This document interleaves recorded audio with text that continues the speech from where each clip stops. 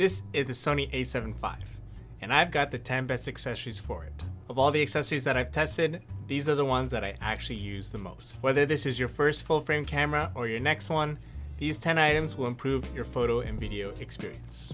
I'm confident that there will be one that'll really make a difference for you, just like it does mine. One of the most important accessories is the FalCam cage. On all four sides, we have different mounting points with multiple 1/4 inch threads and FalCam F22 mounting points. But what I really love this for is for vertical mounting with the FalCam F38 clamp style. This works pretty well as I don't even have to use a knob to secure it to the tripod. But what's a camera without a light? This is the Amaran Ace 25C, a pocket-sized RGB light. It gives you color temperatures from 2300 to 10,000 Kelvin with RGB and effects. I use this when the sun is going down, my reflector doesn't work, and I can still get some decent portraits at golden hour. The battery is built in, charges over USB-C, and it just lives in my bag. But unlike this light, you don't want to be charging your camera over USB-C. So instead, I use the Elano dual charger. Batteries usually last me an hour to an hour and a half, so having two comes in handy.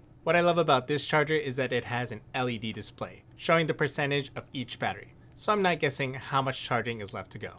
I use this with a 100-watt charger, so the batteries fill up quickly in 30 minutes. Now tell me, what kind of filters are you using with your lens? This is the Nisi True Color Variable ND, 1 to 5 stops. And with it, I use the True Color Pro Nano CPL as it stacks on top of each other via the Swift system.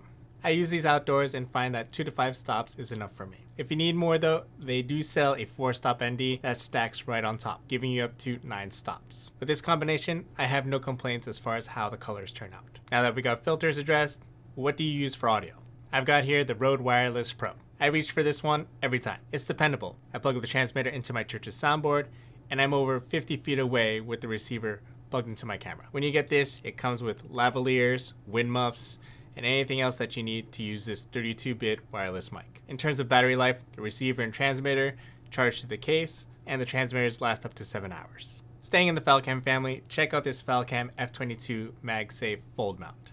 It's an excellent pairing with the FalCam cage. I like to use this for BTS as I just snap my phone on, flip it around, film behind the scenes, and sometimes just film myself in my point of view. Best of all, not only can I use it as behind the scenes, but I could also use it with my phone to serve as a monitor for photos and video. I can orient my phone however I want on all 4 sides of the cage. Fortunately, because you can mount this to all 4 sides of your cage, you're not limited to just placing this on top.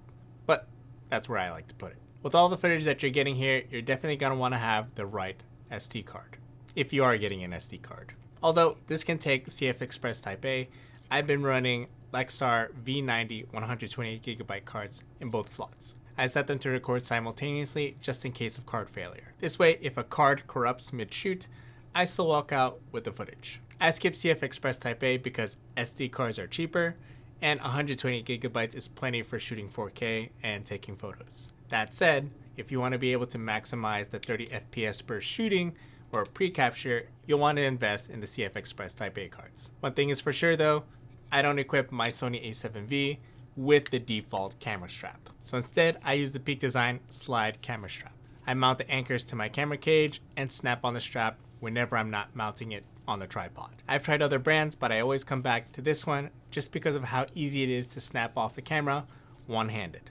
The anchors come in 2 different colors, and the straps also come in different colors and sizes. If you're looking to take your video more seriously though, you may want to consider this next accessory. This is the Viltrox DC550, a 5-inch monitor.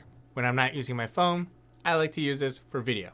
It's got a bigger display than the A7V's tilt display, and this helps me frame up my shots for top downs. I pair this up with the FalCam monitor mount so it's quick to attach and detach from the cage. What I like best about this is that it has 3 custom buttons, of which I mapped for flipping the display, peaking, and false color. The thing with the A7V is that I'm not hand holding this all day because I mounted onto our last accessory.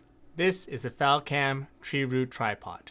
It's made of carbon fiber, is 61 inches tall, and holds up to 11 pounds of capacity. I use this a lot because I can pair it with the rest of the other FalCam accessories that I have, F38 and F22. So I can mount arms and monitors or whatever else on the tripod itself instead of the camera, which makes the base heavier which ultimately helps the camera be more stable. For me, this is a great travel tripod, and it fits well in my Peter McKinnon Nomadic 18-liter bag.